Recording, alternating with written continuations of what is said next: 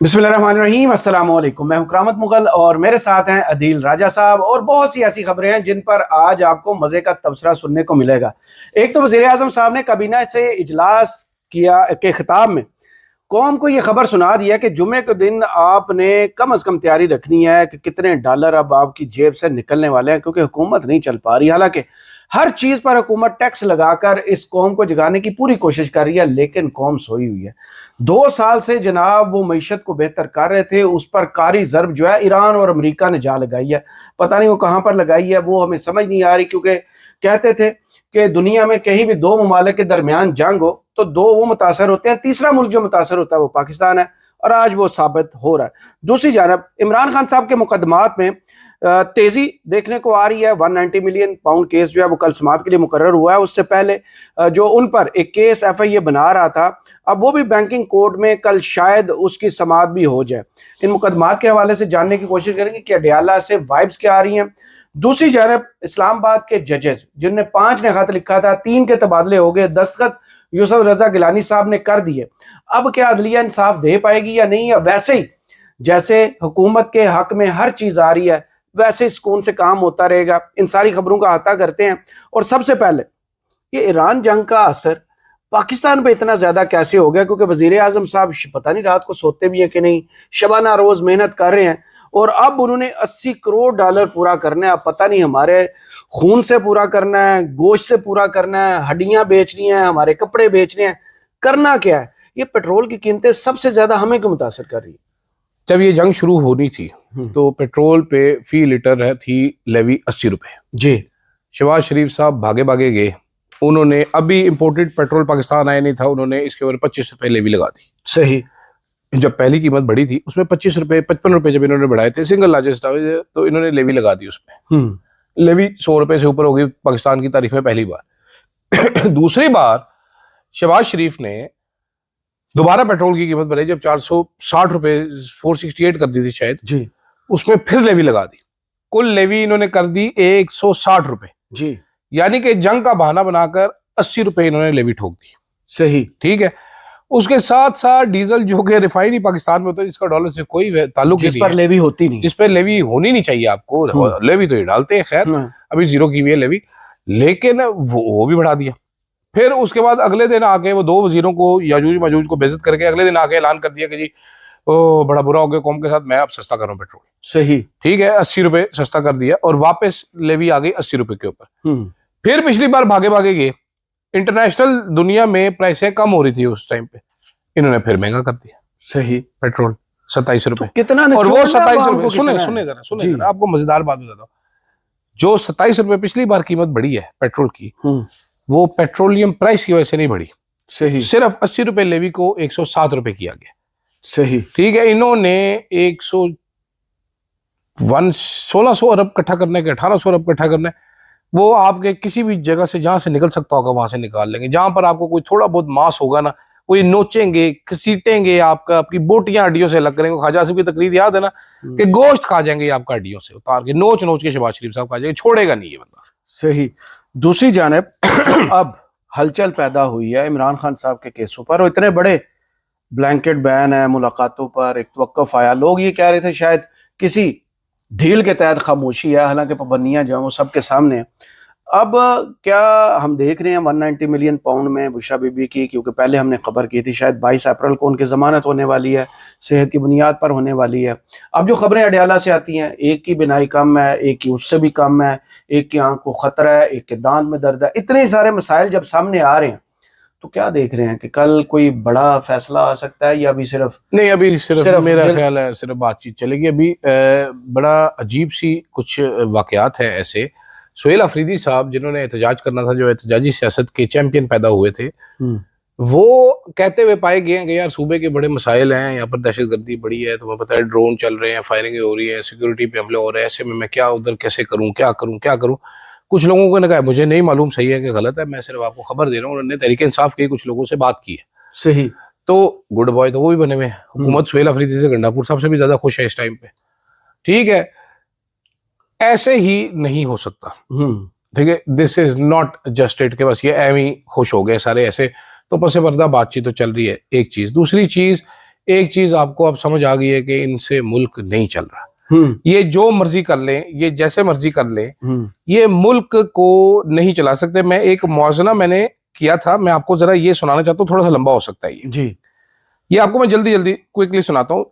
हमारे पास हमें पेश किया गया था एक बंदा जो कि सुबह 6 बजे उठ जाता है और वो बड़े जॉगर पहन के इधर उधर भागना शुरू, 2:30 बजे स्विमिंग कर रहे हैं, 2:30 बजे स्विमिंग भी करता है और वो हर जगह पे हाजिर है, ये सर भी करता है, जबरदस्त करता है।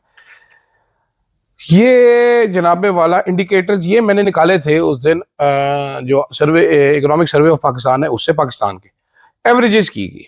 इमरान खान बमुकाबला शहबाज शरीफ, जीडीपी इमरान खान के दौर में एवरेज था 3.2%, कोविड की 0.9% कॉन्ट्रैक्शन डाल के ये 3.2% है। शहबाज शरीफ साहब का 1.8% है जीडीपी, जिनके पास वन पेज है, हाइब्रिड सिस्टम है, हर सहूलत है। ठीक है। इन्फ्लेशन महंगाई 10.5 इमरान खान, शहबाज शरीफ साहब की 27.2, और आपको पता है कितने फीसद महंगाई हुई थी? 38%। शहबाज शरीफ हिस्ट्री की सबसे ज्यादा है, 13% से ऊपर। अभी एवरेज 27.2।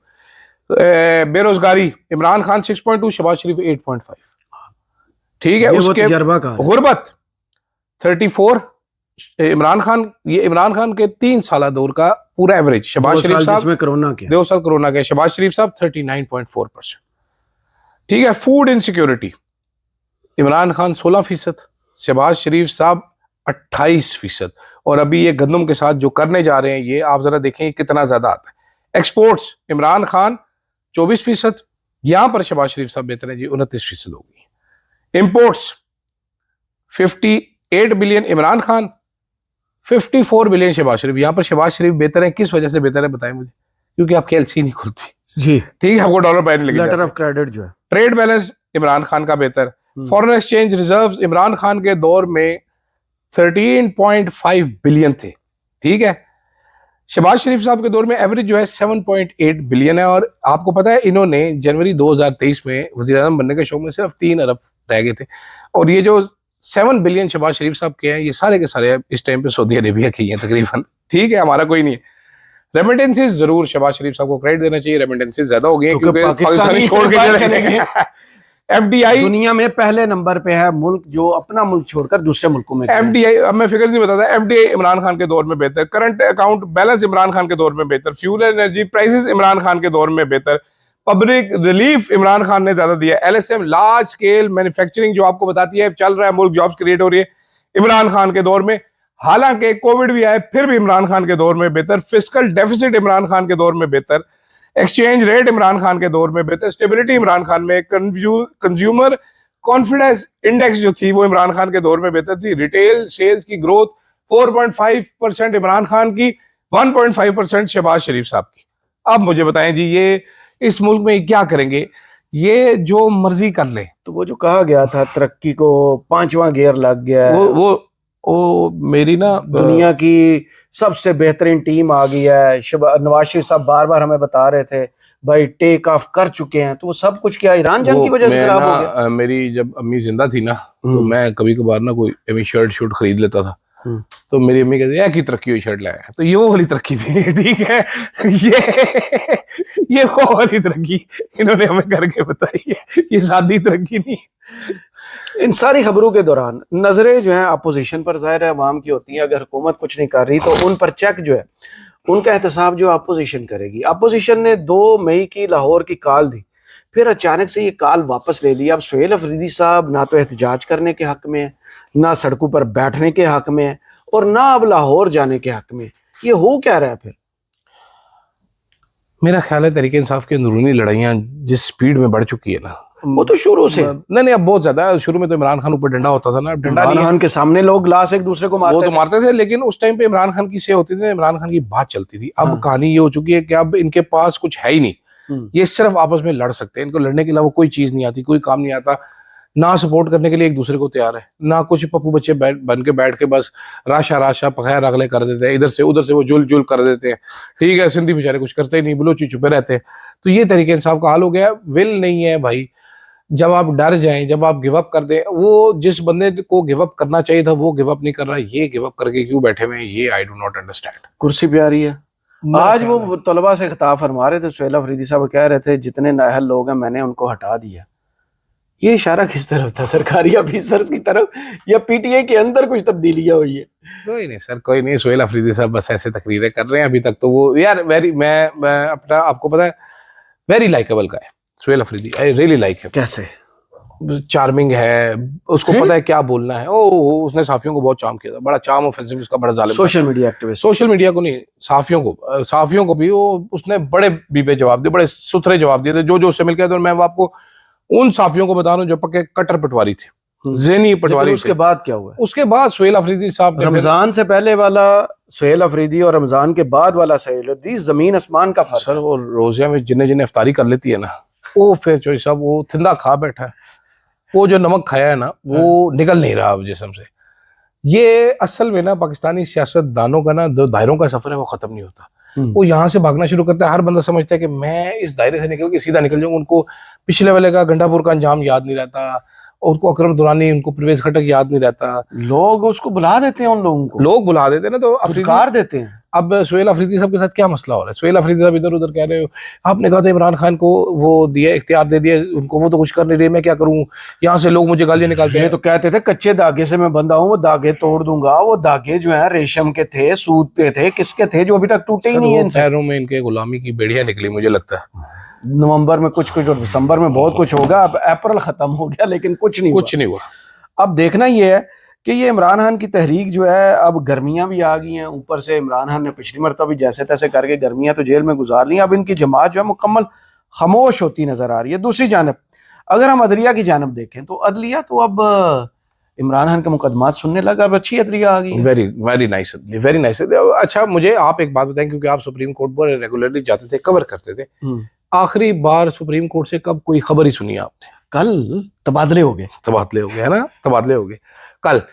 सुप्रीम कोर्ट ये बेसिकली वो क्या उसको कहते होते हैं, क्या मिसाल आपको दूं, मतलब काजी फाइसा ने उस जड़ ही काट दी वो अपने इंस्टीट्यूशन की, दरख्त ही पूरा काट, ठीक है, पूरी जड़ काट के उसमें तेजाब डाल के चला गया काजी फाइसा। वो अब गले सड़े गंद गोबर लगे रह गए ऊपर, ठीक है।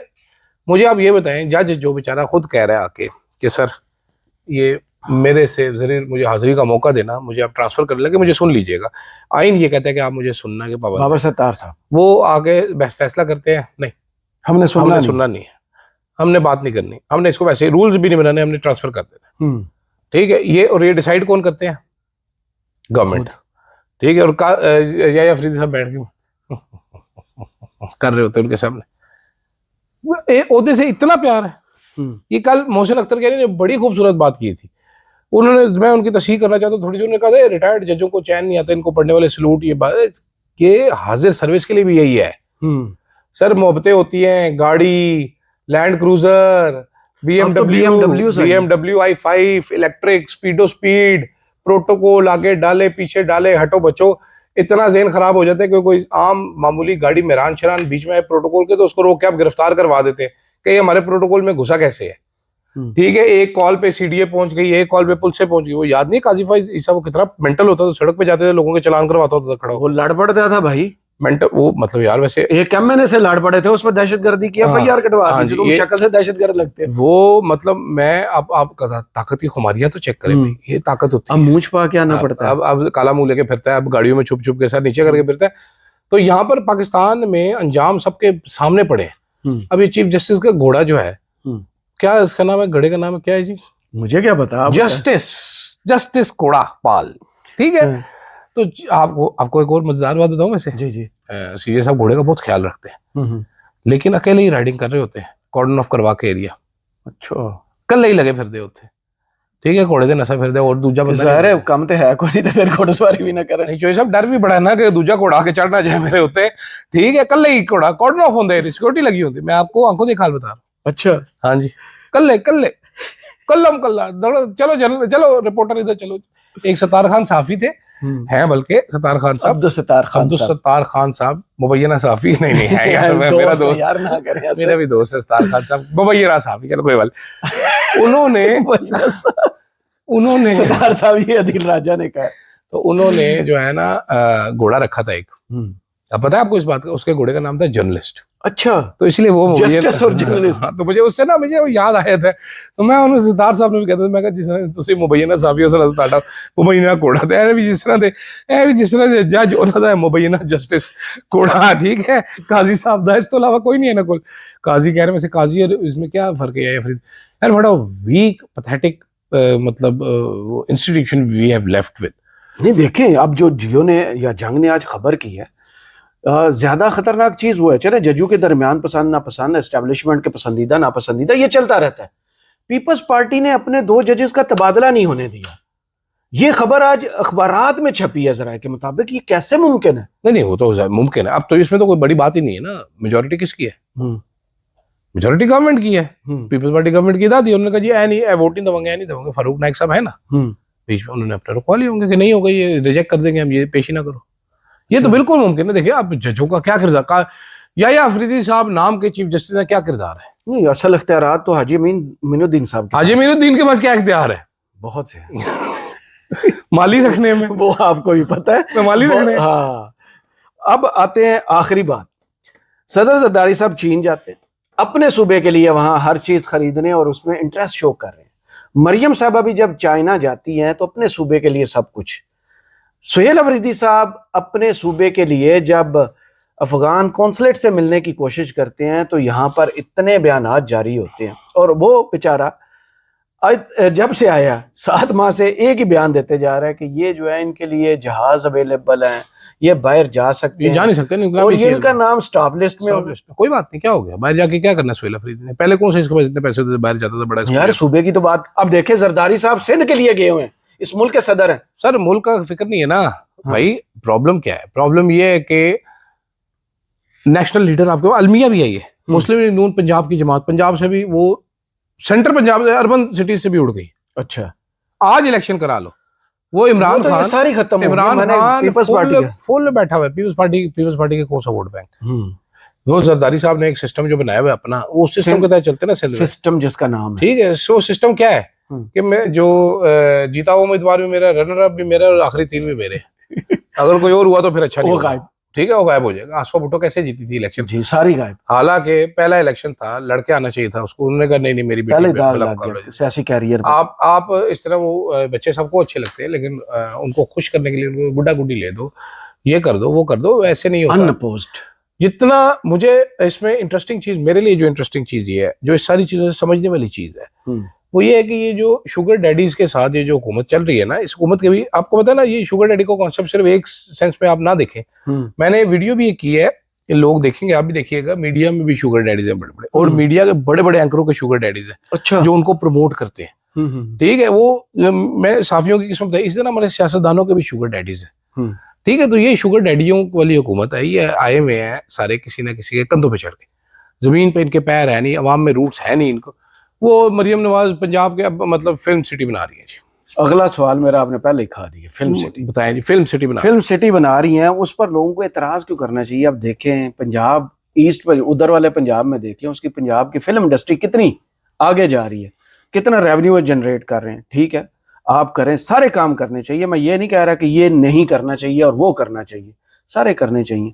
अब शर्मीन चिनाए उबैद पंजाब के कल्चर के बारे में क्या जानती हैं, यहाँ के रूट्स के बारे में क्या जानती हैं, जिससे मरियम नवाज साहब आज मिली हैं, और पंजाब की फिल्म इंडस्ट्री के लिए वो उनसे तावन उनको नहीं पता कि एवरन्यू स्टूडियो, जितने लाहौर के स्टूडियोज थे, वो कौन चलाते थे, फिल्में कौन बताते थे, वो क्या प्रोड्यूसर डायरेक्टर इस दुनिया से चले गए?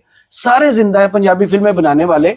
आपने असल लोगों को बुला के मिलना है या सिर्फ तस्वीरें बनवानी है? और ख़ास तौर पर उस मुलाकात में जो काबिले तवज्जो चीज़ है, नोटिस करने वाली, मरियम नवाज साहब वाला स्टील का गिलास वापस आया। आपने नोटिस नहीं किया, मैंने वो भी नोटिस किया। शर्मीन चिनाए उबैद। अच्छा, मैं शर्मीन उबैद चुनाए, शर्मीन उबैद चुनाए साहब, वो चलो उन्होंने ऑस्कर जीता है जी। साहब नहीं, जितना उनका मार्श साहब ही लग दे, तो ऑस्कर जीते, चलो जी मिल लेता है। मैं उस पर भी क्या, मुझे ये बताएं फिल्म कौन सी बनाएंगे? वही तो मैंने कहा ना, वो कौन सी फिल्म बनाएंगे? पंजाब में कौन सी फिल्में चलती थी पंजाब के कल्चर से रिलेटेड? कल्चर ना भी वो थोड़ा सा फैंटेसी वाली। अब इस टाइम पे सिचुएशन क्या है, मुझे जरा ये बताएं आप। इस टाइम पे आपके मोबाइल में मेरा ख्याल है नेटफ्लिक्स लॉगिन है जी, आपके पास अमेजोन प्राइम भी है नहीं नहीं, मैं सिर्फ नेटफ्लिक्स। और 3 गंदी साइटें भी आपके पास? नहीं, मेरे पास कोई। ठीक है, अच्छा, आपको बेहतर पता ही है इसलिए मैंने बताया। भाई आपने मुकाबला किससे करना है? मैं ऑल फॉर फिल्म सिटी। यहाँ पर आप बारिश वाला गाना नहीं बना सकते क्योंकि अज़मा बुखारी साहिबा को कुर्ती हुई गिल्ली गिल्ली लाचा हुई टिल्ला टिल्ला गाना पसंद नहीं है। एक सेकंड, सेंसरशिप। यहाँ पर आप रंग दे बसंती बना सकते हैं? नहीं बना सकते। यहाँ पर आप ओ माय गॉड बना सकते हैं? नहीं बना सकते। यहाँ पर आप शूटर बना सकते हैं? मुमकिन ही नहीं है। ठीक, तो आप क्या बनाएंगे फिर? सुल्तान रही? हाँ, सुल्तान रही है नहीं अब आपके पास, और अवाम जो है वो ग्रेजुएट करके नेटफ्लिक्स सुल्तान नहीं है हमारे पास। अब नहीं है ना, मर गया। अच्छा, ठीक है, अब अच्छा मुझे वो वाला मार गया, लेकिन सियासत में बहुत से ना, सुल्तान है। अब मुझे आज आपने पंजाब असेंबली का इजलास देखा, हाँ, जैसे माशाल्लाह से स्पीकर साहब डांट रहे थे पीटीआई के लोगों को, लेकिन उन्होंने भी, एक बंदे ने डाला है उसमें, हाँ उन्होंने कहा पहले बाऊ दी चुप थे फिल्म बनाओ, पहली फिल्म बनेगी बाऊ दी चुप। नवाज शरीफ साहब हाँ, उन्होंने कहा जी पहली फिल्म है फिल्म सिटी जो बनेगी बाऊ दी चुप के, बाऊ चुप क्यों है? तो फिल्म कौन सी बनाएंगे? मैं अब बच्चे, आजकल के बच्चे जो है ना स्कूलों में वो डिस्कस कर रहे होते हैं। मैं आपको ये बता रहा हूँ, आजकल ऑल ऑफ अस डेड का सीजन 2 आया हुआ है। जो 8वीं 9वीं क्लास के बच्चे हैं ना, वो सीरीज डिस्कस कर रहे हैं। बहुत नेक्स्ट लेवल हो गया। ठीक है, ब्रेकिंग बैड डिस्कस हो रही होती है दुनिया में। यहाँ पर जो मेरा भाई गेम ऑफ थ्रोन्स का जो सीक्वल आया ना, सीक्वल ये house of the dragon, $20 million पर एपिसोड है। ये सीजन जो बना है ना, ये $500 मिलियन का बना है। ठीक है, आप इधर 4 टुच्ची बिल्डिंगें खड़ी करके, और यहाँ पर कहेंगे मुझे, यहाँ पर हम ये सुने तो सही ना, यहाँ पर हम नवाज शरीफ की अजमत को सलाम फिल्म बना सकते हैं, मरियम नवाज के पेचीदा ख्यालात फिल्म बना सकते हैं, अज़मा बुखारी का जाओ जलाल ये फिल्म बना सकते हैं, फील्ड मार्शल की हम तारीफ कर सकते हैं, जरदारी साहब की अजमत बता सकते हैं, बिलावल भुट्टो साहब पे फिल्म बना सकते हैं। यहाँ पर हम हक सच की फिल्म कोई नहीं बना, उसमें साथ फिल्म नहीं बोली, फिल्म नहीं, वो फिल्म ही है ना। तो मुझे ये बताएं, यहाँ पर वो धुआं वाला कौन है, वो आशिर, वो कनाडा, वो मेंटल हो गया है, उसने एक फिल्म बनाई थी मालिक, उसके बाद उसको चपेड़े कराई अगलों ने कि चलो तू बड़ा मालिक बनने फुट इधरों। ठीक है, फिल्म भी बैन कर दी, वो मेंटल हो गया, इमरान खान को पड़ा रहता है हर टाइम पे, इमरान खान ने बैन की थी, उसको पता है अच्छे तरीके से हुकूमत ने की थी, जिसने की थी उसको पता है, मालिक नहीं की। ठीक है, मालिक साहब ने फिल्म आके बैन कर दी थी।